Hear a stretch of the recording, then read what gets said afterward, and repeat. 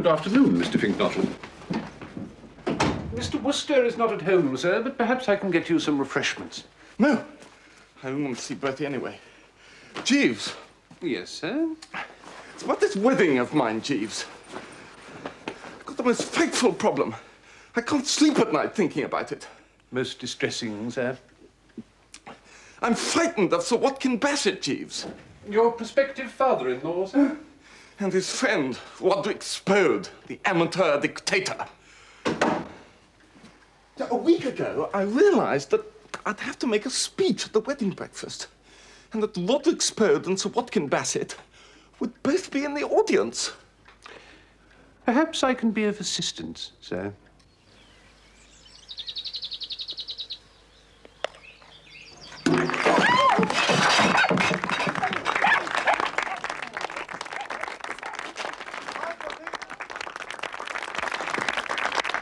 He was lucky to get away with that shot, you know, because a shot like that, you've got to get your wrists moving.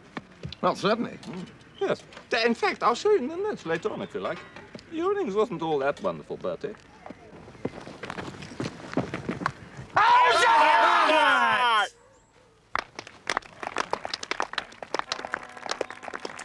Oh, well, better go and show them how it's done, I suppose.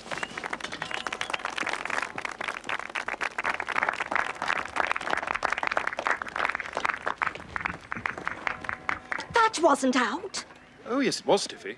Caught at the wicket.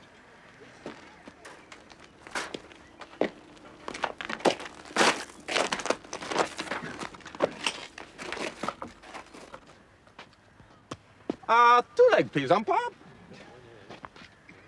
Well, I must say, Gussie's changed. Oh, yes. When did you last see him? Well, apart from yesterday, I gave him dinner at the Drones a couple of weeks ago. Didn't you notice a change in him then? No, I don't think so. But you know how it is when you're being a host, keeping your eye on the waiters, trying to head off Catsmeat Potter Pirbright from doing his imitation of Beatrice Lilly.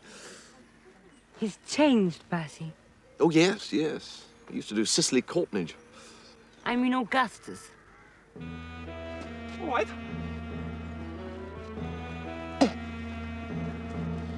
Right here.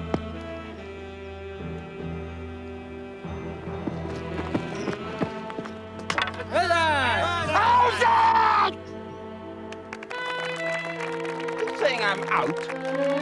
At birth, every citizen, as of right, will be issued with a British bicycle and an honest British-made umbrella, thus assured of a mobile workforce adequately protected against the elements.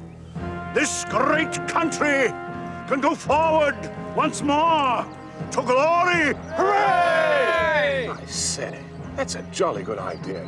Citizens of Totley on the Wold, I say to you that nothing stands between us and our victory except defeat. Tomorrow is a new day. The future lies ahead. Sure, I'd never thought of that. Hail, Spode!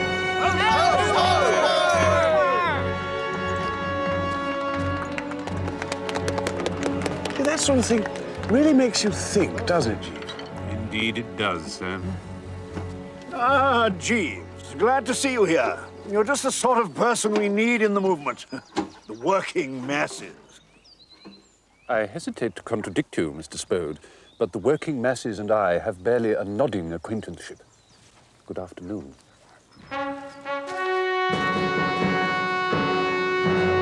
Look, Harold, there's Uncle Watty over there. Now's the time for you to talk to him. What about? About us getting married, of course. Well, yes, but here... Yes, he was clapping every time you hit the ball. Was he? Harold wants to talk to you, Uncle Watkin. What? Oh, what is it, Mr. Pinker? Well, sir, it's about Stephanie. About Stephanie? Yes, sir. I mean, as your her guardian, I thought... Well, the fact is, Sir Watkyn, we want to get married. Married? You and Stephanie? Oh, no. Quite out of the question. You're the curate, aren't you? Yes, sir. Can't afford a wife, man. Well, sir, Stephanie seems willing to give it a try. That's what guardians are for, young man. To protect their wards from trial and error. Oh, well played, well played. You were absolutely hopeless. They didn't give me a chance to speak. That was a no ball. I am talking to you, Constable Oates. Was you addressing me, miss? Yes, I was, Constable Oates. That ball you got Mr. Pinker out with was a no ball. Oh, miss, why was that? Because it was. Let me say this to you, miss. I got my eye on certain people. Certain people with dogs.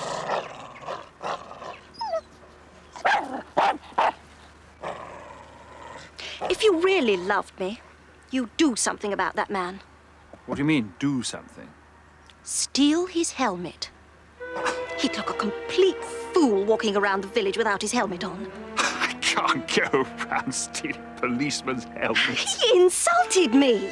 Oh, no, I don't think he meant anything. If you can't even do a simple thing like stealing a policeman's helmet for me, well, then I agree with my uncle about you. You'll never be a bishop.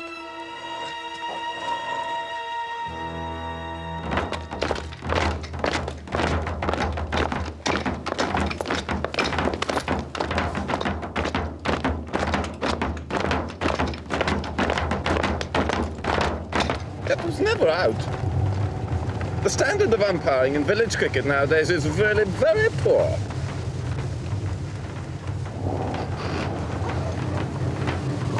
Stop the car, Bertie. Oi! Look here, Spode, will you keep this rabble of yours out of the way of the traffic? How dare you?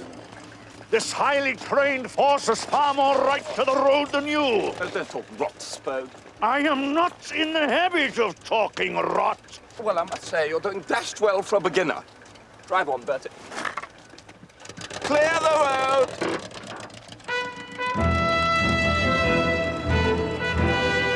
You watch where you're going this time.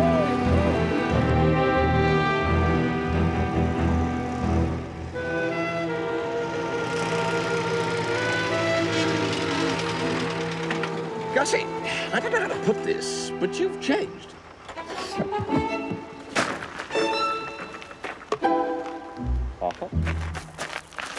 You can imagine what it was like for me to contemplate getting up to make a speech with Roderick Spode on one side of me and Watkyn Bassett on the other. Well, Roderick Spode has loved Madeline since she was, well, so high. Oh, yes? Yeah, but he doesn't want to marry her, you see. He looks upon himself as a man of destiny and feels that marriage would interfere with his mission. What do you mean, his mission? Well, that fascist crew we saw just now. The black shorts. He's the founder. Anyway, yesterday, I placed my problem before Jeeves. That man is a marvel, Bertie. Oh? What did you advise, Jeeves? I approached the matter from a psychological angle, sir. It occurred to me that we do not fear those whom we despise. The tactic, therefore, is to cultivate a lofty contempt for those who are about to listen to one. Yes, but how? Quite simply, sir, one fills one's mind with scornful thoughts of them. One must never cease to remind oneself that we once saw Robinson arraigned before magistrates for travelling first class on a second-class ticket, and so on, sir. Robinson will have lost his sting. You dominate him. Sounds all very well in theory, Jeeves, but does it work in practice, one asks oneself? Like a dream! You saw me just now with Spode. The moment Jeeves spoke those words, I settled down to think of all the things about Roderick Spode and Sir Watkyn Bassett which exposed them to the just contempt of their fellow men. Like the fact that Spode's moustache looks as if someone's just squashed a fly on his upper lip. No, in fact, Jeeves, I went one better. Indeed, sir? Yeah. Just so I wouldn't forget anything, I wrote it all down in a notebook. You wrote it down, sir? Yeah, in a little notebook. Where do you keep it? In my back pocket. Here it is. Must have dropped it somewhere. Dropped it? Yes, but it's all right. I can remember every word. Oh, good stuff, is it? Oh, the best. Good, good. No chance of Spode or Bassett being bored when they read it. No,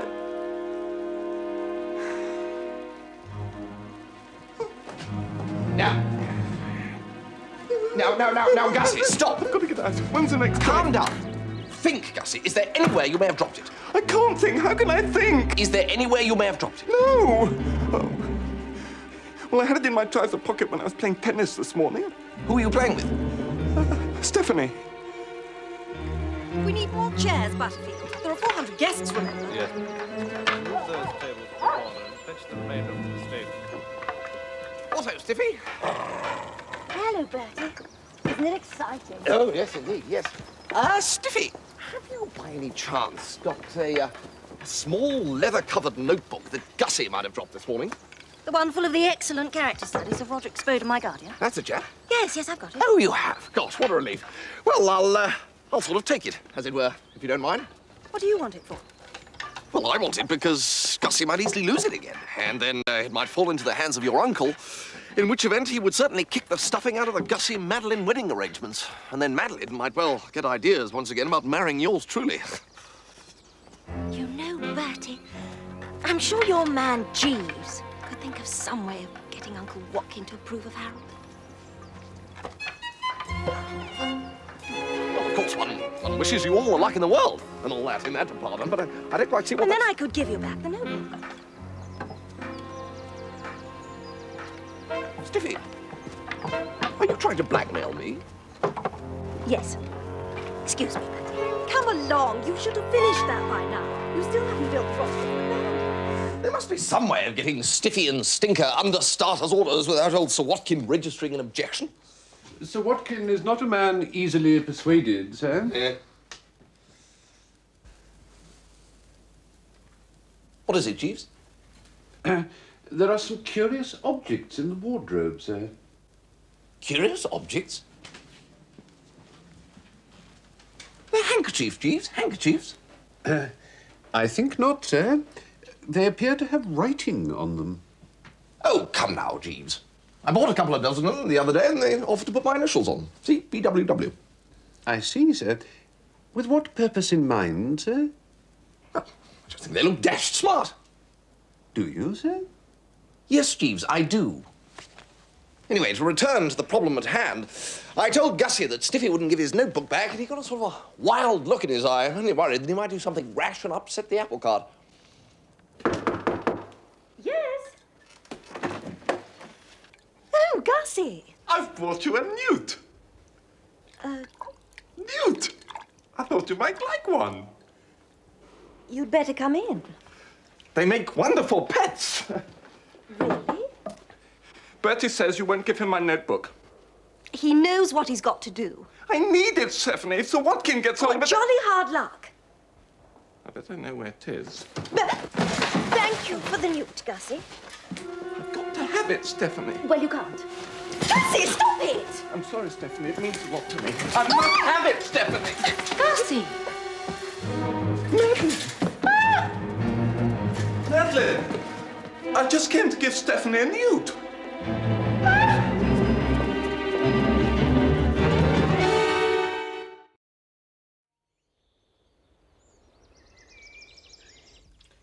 Shall I lay out one of your novelty handkerchiefs for you today, sir? Oh, come off it, Jeeves.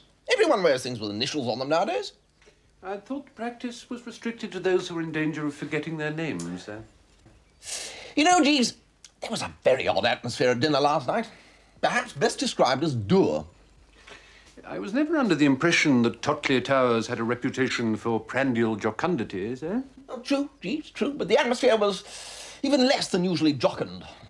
Mr. Fink-Nottle was presumably worrying about his notebook, sir. Mr. Fink-Nottle did not turn up for dinner at all, Jeeves. Indeed, sir. And Roderick Spode didn't look too happy either. Now I have grisly premonitions about Spode, Jeeves. The trouble is, I've forgotten that jolly useful word you unearthed for me. Sir? The one about some scandal in Spode's past that always reduces him to a quivering mass of apology. I have a feeling I may need it. You are referring, I think, sir, to eulalie. Eulalie, that's it, yes. I wish you could tell me what the word meant, Jeeves. I mean, I've no complaints. It's undoubtedly been successful in the past, but it's rather like holding up a bank and not knowing whether your gun is loaded or not. I fear I am not at liberty to elucidate, sir. You may rest assured, however, that the weapon is loaded. The other really odd thing about last night was Madeline's attitude.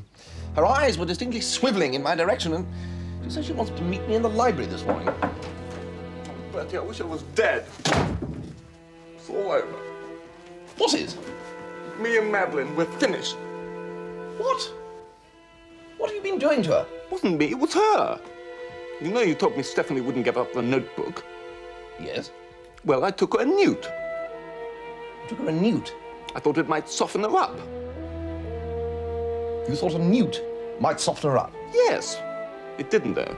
Anyway, I was struggling with her on the bed, and then Wait a minute. And Madeline came in. That's the whole story.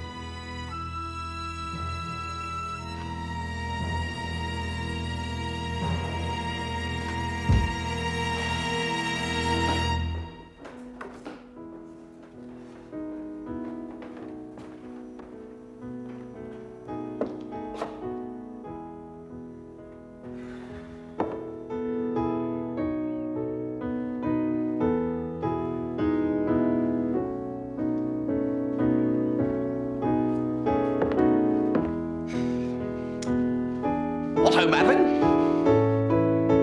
Jolly nice day and all that, what? Oh, Bertie. Bertie, I wanted to tell you that my engagement to Augustus is at an end. Oh, right. Yes, well, he told me. And I am now free to make you happy. I will be your wife, Bertie. Good heavens. Well, deeply sensible of the honour and all that, but don't you think you're being a bit rough on poor old Gussie there? What, after what happened between him and Stephanie? Ah, well, I was going to talk to you about that. You know, I often think it's as well on these occasions to have a few words with a seasoned man of the world and get the real lowdown. I mean, you wouldn't like to have to start wringing your hands later and saying, gosh, if only I'd known. No, I think you're wronging Gussie. Let me explain. There can be no explanation, Bertie. I have blotted Augustus from my life. Gussie? No. You see, that's just where you're making your bloomer. I have finished with Augustus. From today, he will be merely a memory. A memory that will grow fainter through the years. With you beside me, I shall be able to exorcise Augustus's spell. Now, I'd better go and tell Daddy to announce our engagement at the ball tonight. No. Don't do that. But I must. Otherwise, he's going to announce my engagement to Augustus. No, well, let's leave it till later. Jeeves? Oh, goodness, you're here. Madeline is going to tell her father that we're engaged. It was perhaps only to be expected, sir. What am I going to do, Jeeves? It occurs to me to wonder, sir, that if Miss Bassett were to see for herself the contents of Mr. Fink-Nottle's notebook, it might lend credence to his story of how he came to be grappling with Miss Byng in her bedroom. Well, I didn't mind, Jeeves, but the blasted Stiffy won't hand it over. I say, Jeeves, I've just had a thought. Do you know Stiffy's room? Yes, sir.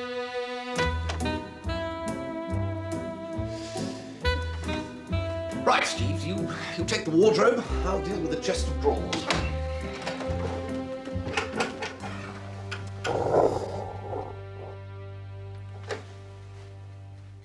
Jeeves? Sir? Did you speak, Jeeves? No, sir.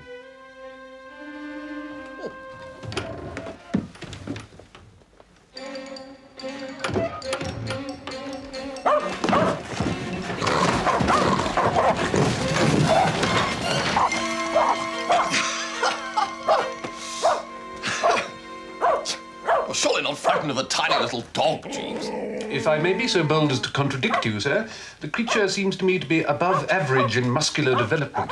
I would also draw your attention to the number and size of the teeth.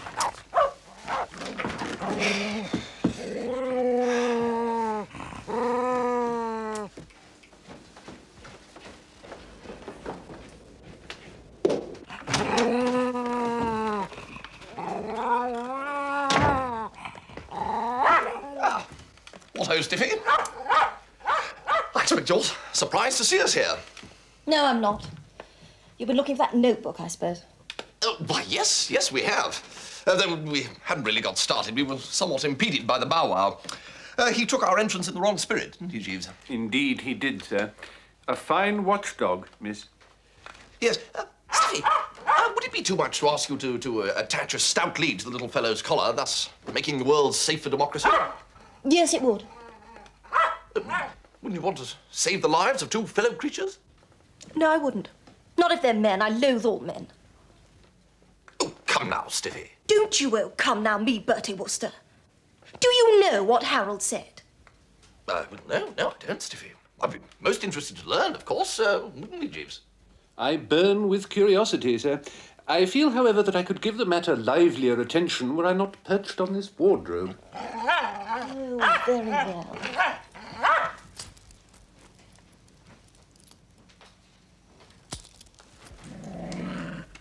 I got to the rectory, and I went in, and after we'd talked of this and that for a while, I said, when are you going to pinch Eustace Oates' helmet for me, darling?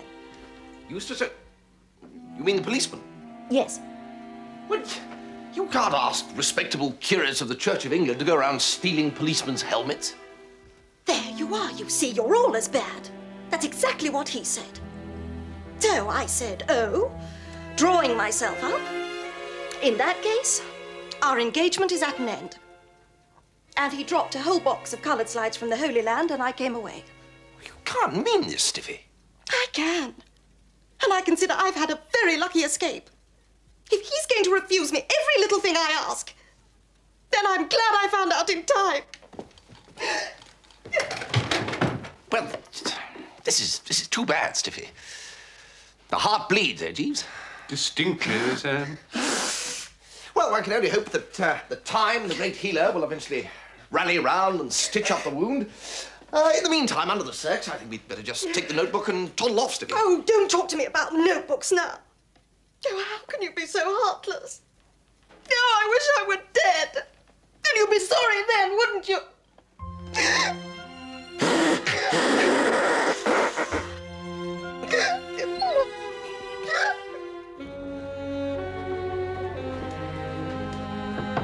Come in. Madeline, my dear, what can I do for you? Daddy, there's something I have to tell you. Bertie Wooster? No! Oh, dear God, Madeline, not that. Look at them, Jeeves. I mean, only last evening, Miss Madeline Bassett lost the love of her life. Only an hour ago. Miss Stephanie Byng, too, was allegedly heartbroken. And now look at them. I mean, are these the actions of rational human beings, Jeeves? It's difficult to say, sir. I mean, is it for this that we dragged ourselves from the primeval ooze? To stir up the emotions of simple, honest citizens to the point of frenzy, and then go around playing tennis and giggling? It's an interesting question, sir. I say, Stiffy. Oh, hello, Bertie. Well, I must say, you appear to have recovered your spirits in a rather remarkable manner. One tries to keep cheerful, you know. Oh, does one? Does one, indeed? Well, in that case, Stiffy, I'll trouble you cheerfully to disgorge Gussie's notebook without any more back chat. Oh, hard, jolly hard. Oh, hard, jolly hard are you, young Stiffy, with knobs on. And hard, jolly hard to you with double knobs on. If I might be permitted to suggest a course of action, sir? What do you mean, you found a formula, Jeeves? The idea I have, sir, is to take advantage of Sir Watkyn Bassett's attitude to you. Sir Watkyn does not like you, sir. Well, I don't like him. No, sir, but he would consequently sustain a severe shock were you to inform him that you and Miss Byng were betrothed and anxious to be united in matrimonial bliss. He'd hit the ceiling. Exactly, miss. A very colourful piece of imagery. If you were then to assure your uncle that there was no truth in Mr. Wooster's statement, adding that you were in actual fact betrothed to Mr. Pinker, I think that the overwhelming relief he would feel at the news would lead him to look with a kindly eye on your betrothal to that gentleman. Why, Jeeves, that's marvellous. It couldn't fail. If I said the chap I really wanted to marry was the boy who cleans the boots, he'd fold me in his arms and promise to come and dance at my wedding after being threatened with Bertie. Jeeves, you really are the specific dream rabbit. Oh, really? Well, I'll take the notebook now, Stiffy. After you've seen Uncle Watkyn. I have no intention whatever of seeing Uncle Watkyn. Don't you like the scheme? Like the scheme? No, I don't. No. I consider the idea that Jeeves has advanced to mark the absolute zero in human goofiness. The book, Stiffy, if you please. I was rather asking myself if you might not take this attitude. Well, now you know the answer. I have. The book, if you please.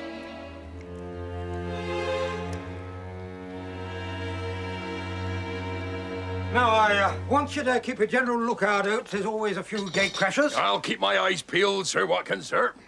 Yes, Mr. Wooster. Could I speak to you for a moment, Sir Watkyn? No hurry. Speak to me? Well, if you really... yes, all right. That's about all out, I think. Very good, sir. Watkyn, sir. Sir. Now, Mr. Wooster. Yes, well, I just wanted to have a bit of a chat. Yes? Have you ever thought about love, Sir Watkyn? You didn't come here to discuss love. Well, yes, I have, actually. I mean, wherever you go, there it is, buzzing along in every class of life. I mean, take Newts, for instance. You quite well, Mr. Wooster. No, no, no! The big flower arrangements are for the buffet table. No, I was just quoting Gussie Fink-Nottle, really. Read the Newts, that is. And starfish, too, according to Gussie. And also ribbon-like seaweed, which is seaweed that sort of looks like ribbon. Anyway, Gussie! Mr. Wooster, will you please come to the point? Oh, right. Well, I just want to say that you will not be losing a niece, but gaining a nephew. Niece? Nephew? Stiffy and me, you know. Stiffy? Stephanie. I have the honour to ask for your niece's hand in marriage. But I thought it was my daughter. What was? My daughter distinctly told me that you and she were... Madeline? Oh, no. It's Stiffy, all right. Stephanie, yes. Oh, well, in that case, of course, Mr. Wooster. I'm delighted. I'm sure you and Stephanie will be very happy together. Are you absolutely sure about that, sir? I mean... She will make something of you, perhaps. I'm sure there are many good qualities underneath that, rough exterior. Well, no, actually. Now, if you will excuse me, Mr. Wooster, there are still many things yet to be done. I shall take the greatest pleasure in announcing your engagement with Stephanie at the ball this evening. What do you mean we're engaged? He welcomed me with open arms. It was always a danger, of course. I have no intention in the world of being engaged to you, Bertie Wooster. Well, it's going to be announced tonight. Not if I have anything to do with it, it isn't.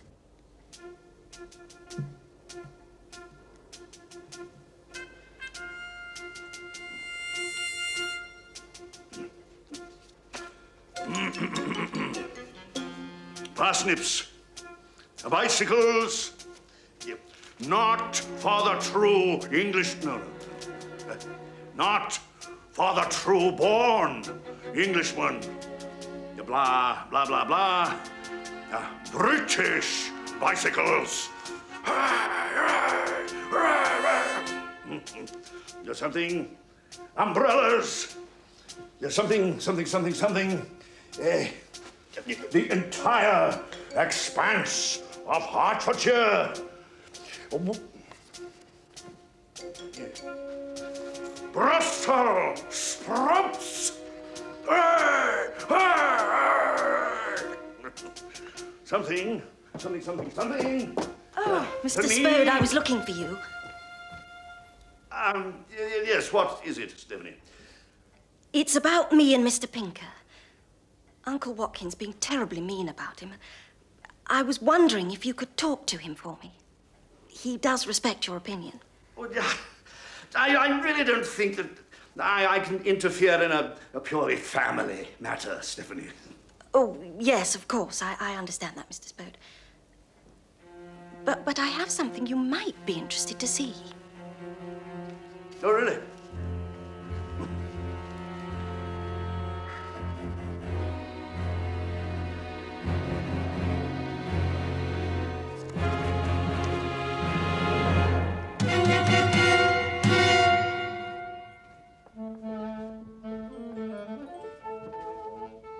What's he coming at? Oh, so over alley, same as last year?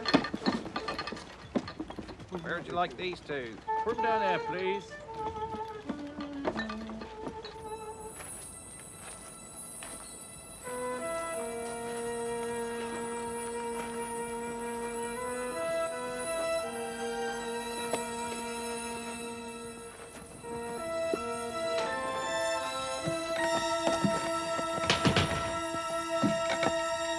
What is it?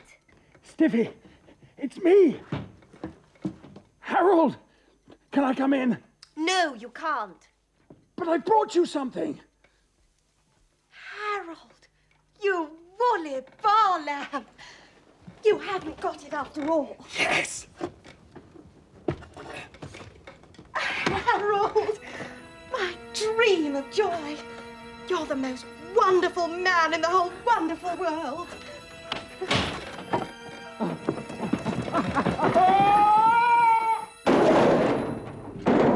Sorry to disturb you, sir. I asked to make a search of all the rooms. An item of police equipment has been stolen. Oh, what fun. In you come. Much obliged, sir.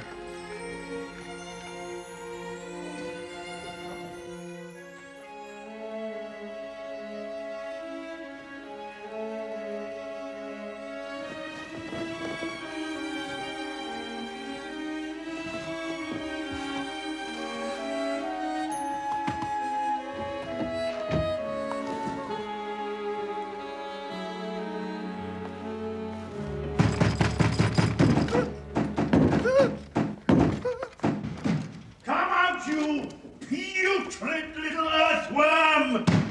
Spode! You stay out of this! Spode, you seem to forget who you're speaking to. Remember, I know all about you, Lily. Oh. Oh, yeah. Oh, you was the...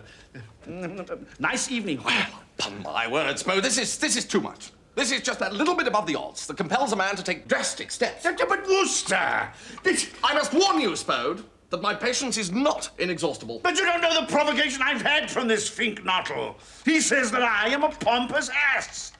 Oh, when did Mr. Fink-Nottle say that to you? Well, he didn't say it. He wrote it. Look. Yes, give me that book, Spode. Yeah, but I should like you to have it, Wooster. Then you can see what I mean. Look what he says there about how I eat asparagus. I'm going to tear your head from off your shoulders! Spode! Control yourself. Sorry. You going to keep the book, Wooster? I am. Well, can I get on with beating this door down? Certainly not. All you do now is pop off. Pop off? Pop off. Leave me, Spode. I would be alone. Yes. Well, yes, thank you, Wooster. Good night. Gussie, your troubles are over.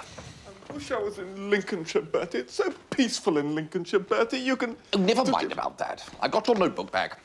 Oh, Bertie. Now, you sprint along and show it to Madeline, and she'll understand why you were so anxious to wrest it from Stiffy's handbag. Will she, Bertie? Will she? She will. Now go. Gussie, how could you? Well, it's true. He has got hair growing out of his ears. Shall we take the poultry and roast beef up to the buffet tent now, Miss Madeline? Oh, yes, the guests will start arriving soon for dinner. But you see why I had to get the book back from Stephanie. Gussie, you are so foolish sometimes. But I suppose I can be foolish, too. Do you know what that blasted Fink-Nottle has done? Mr. Fink-Nottle is here, Daddy. You goggle-eyed idiot! You filled me bathtub with newts! I know that. Oh, my gosh, you haven't touched them, have you? I'm in the middle of a most important experiment. Touched them? I've pulled the plug on the beastly things. I'm not going to share me bath with a lot of slimy amphibians. You silly old ass!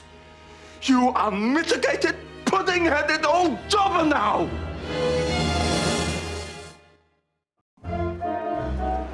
Hello, Butterfield. You're looking well. Monday. All fine, of course. You don't look anything like fine. Oh, Monday. Oh, you are a god. If it wasn't for the awful threat of lifelong union to Stiffy Byng, Jeeves, I should be quite looking forward to this thrash. An unlooked-for betrothal often casts a pall, sir. Oh, Bertie! Bertie, it's all off again. What is? The marriage, of course. Well, I didn't know it was on. I'm rather losing track of your vagaries, Gussie. Didn't you show Madeline the notebook? Yes, that was all right. Then I had a row with her father. Oh, and, what about? Well, I broke one of the tanks in my room and had to put a few newts in his bath. In his bath? He didn't like it. He pulled the plug out. And? Well, I ticked him off properly. Called him every name I could think of. In fact, I called him names I hadn't a notion I knew. And when I finally paused for breath, he forbade the banns and I gave him the notebook. You gave him the notebook? Yes, just as he was leaving. Thought there might be some names in it which I'd forgotten to call him. What's the matter, Bertie? Well, can't you see what you've done, you poor old chump? If old Bassett has read the contents of that notebook, then nothing will bring him round. I mean, words spoken in anger you might have got away with, but coldly considered opinions inscribed day by day in a notebook, well, that's another matter. Oh, my Lord. Jeeves, what shall I do? Am I to gather that Sir Watkyn was about to bathe when he found your little creatures in his bath, sir? Oh, yes, I suppose so. He had his dressing gown on. It is possible, then, that Sir Watkyn has not yet read the contents of the notebook, that he has set it aside as something to look forward to after he has completed his ablutions. By George, Jeeves, you're absolutely right. All you have to do, Gussie, is to nip into his room and pinch the notebook while he's in the bath.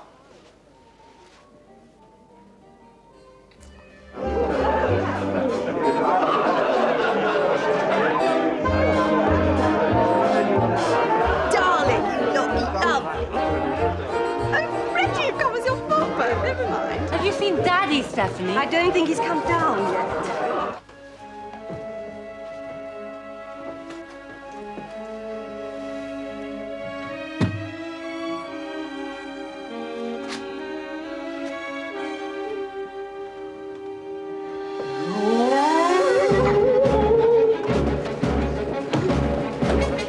Well, thought it was. Did you see that Fink-Nottle come this way? Fink-Nottle dressed up as the devil. No one hasn't come this way, Sir Watkyn, sir. Watkyn, I've been looking for you. The guests are wondering where you are. Did you see that Fink-Nottle as you came up? No. Blast it. Well, what are you doing up here anyway? Searching, Sir Watkyn, sir. Searching? Someone has stolen my helmet. Stolen your helmet? Correct, Sir Watkyn, sir. Oh, I know who's got that. Bertie Wooster. Then ho for the festivities, Jeeves. Well, I must say, Jeeves, if there's a dash to be cut tonight, your employer will be the one who is cutting it. I hope that Sir Watkyn's announcement of your nuptials will in no way tarnish your enjoyment, sir. I was trying to blot that out of my memory, Jeeves. Is the prisoner not to be allowed a few brief moments of forgetfulness before execution takes place? I'm sorry, sir. It was thoughtless of me. No matter, Jeeves. We Woosters are known for our insouciance in the face of fearful odds. My cigarette case, if you please. Oh, the lighter, if it's there. Is something amiss, Jeeves? Sir? You appear to be preoccupied. Yes, sir. I have discovered that there is a policeman's helmet concealed in our wardrobe.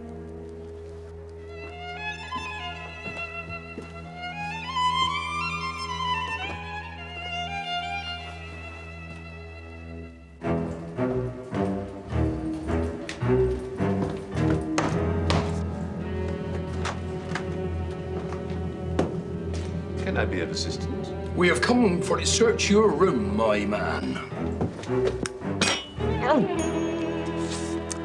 What ho, Sir Watkyn? Kindly do not address me in that familiar way, Wooster. I happen to know that once again you're yielded to the awful temptation to steal a policeman's helmet. Oh, rot. The constable and I have received specific information from an eyewitness. He will proceed, therefore, to search your room without delay. Very well. If that is the spirit in which you interpret your duties as a host, carry on. All I can say is don't count on me coming back here. Right.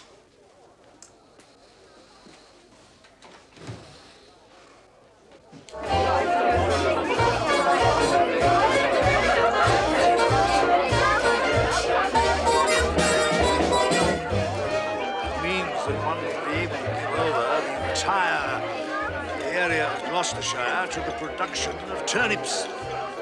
You want to hear Mr. Spode talking about Brussels sprouts? It's changed my life, I can tell you.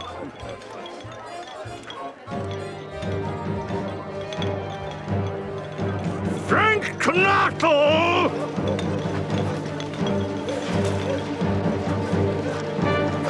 I'm going to ram that notebook of yours down your throat!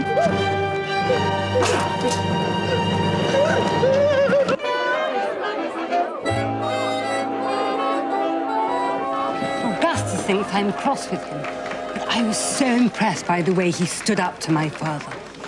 Augustus is such a strong man. Strong and silent.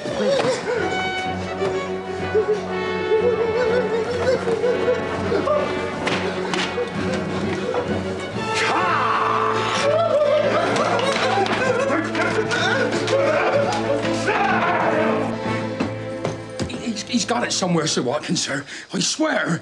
It appears I owe you an apology, Mr. Wooster. Sir W. Bassett, you never spoke a true word.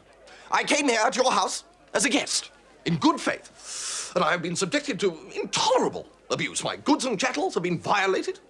Is this the way you welcome guests in Gloucestershire? I mean, is this the treatment to which free-born, right-thinking Englishmen are to be subjected? No, I say. Now, since time immemorial, it has been truly said that Britons never, never, never shall be slaves. And yet, my friends, today innocent Britons may be invited to seemingly respectable country houses for the weekend and used most vilely.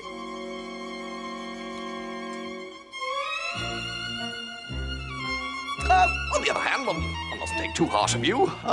There's a lot to be said on both sides, I'm sure. I arrest you, Bertram Wooster, on a charge of theft of police equipment, namely helmets, police constable, size 7 3/4, 1/2. I knew it! I knew it! Didn't I say? To think I was about to announce his engagement to a ward. You blackguard! Steady.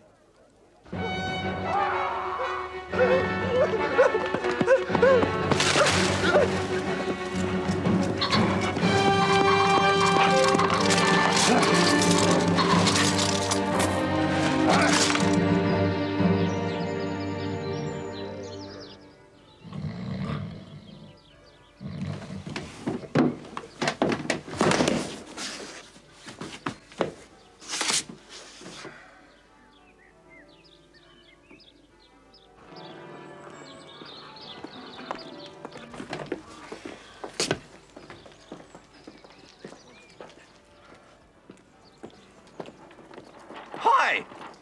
Oh, Bertie! You're still there, are you? Yes, I bally well am still here, thanks to you, young Stiffy. Oh, don't be such a cross patch. It all worked out perfectly. As you turned to crime again, Uncle Watkyn decided that even Harold was a better bet for his favourite niece. We're reading the banns this morning. Thanks, old man. Well, that's all very well, but... Got to go now, Bertie.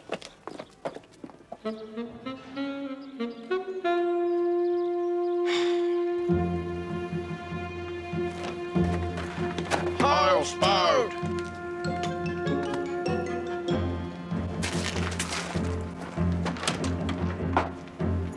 Mr. Spode, sir? Just one word, sir. What is it? The one word, sir, is eulalie. You're free to go now. Free?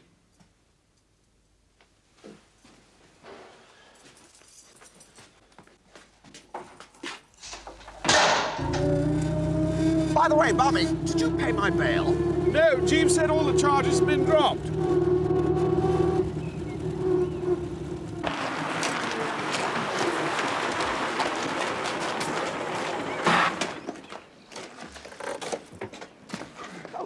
Otto?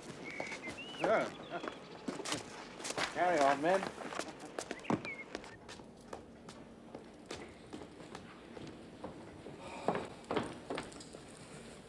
What are you doing here, Wooster? I distinctly told Oates to...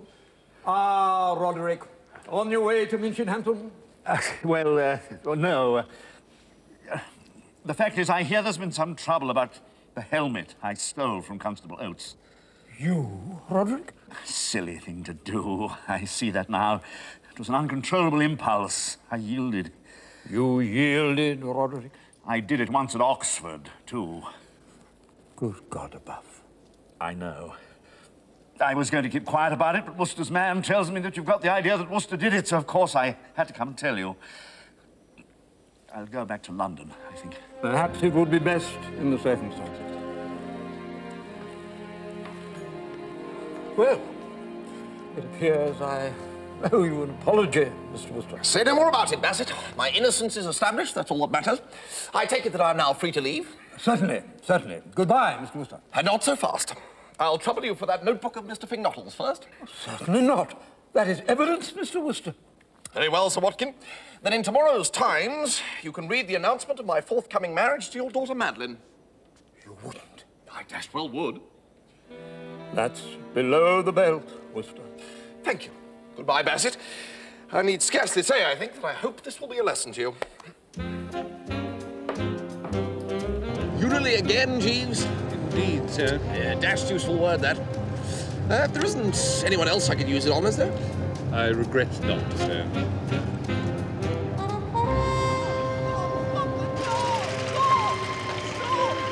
Bertie, please!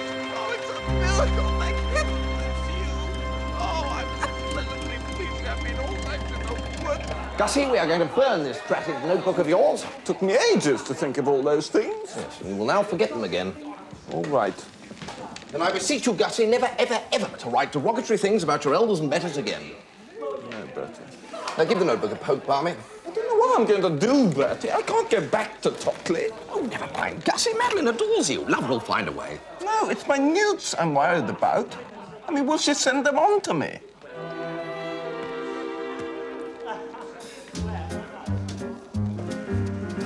You ever been to Gussie's place in Lincolnshire? No, what's it like? Well, a lot of newts. Good Lord! It's Spode. That doesn't suit him, does it?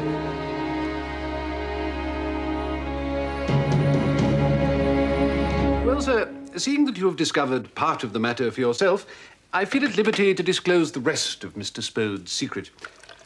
Mr. Spode designs ladies' underclothing, sir. He has a considerable talent in that direction and has indulged it secretly for some years. He is the proprietor and founder of that emporium Eulalie Sirs that you chanced across. Good Lord. Well, no wonder he didn't want it to come out. No, sir. It would undoubtedly jeopardize his authority amongst his followers. Yes, you can't be a successful dictator and design women's underclothing. No, sir. One or the other, not both. Precisely, sir. You know, Jeeves, in spite of Roderick Spode's somewhat idiosyncratic ways, he's undoubtedly a severe menace to man and beast. I'm sure that is so, sir. And you saved me from him, Jeeves. Instead of being beaten to a jelly by this maniac, I sit before you now the same perfectly formed fellow I was before. Jeeves, you may get rid of those handkerchiefs. I owe it to you. Thank you, sir. I destroyed them last night. Did you, by Jove? Well, very good then, Jeeves. Chin-chin. Your very good health, sir.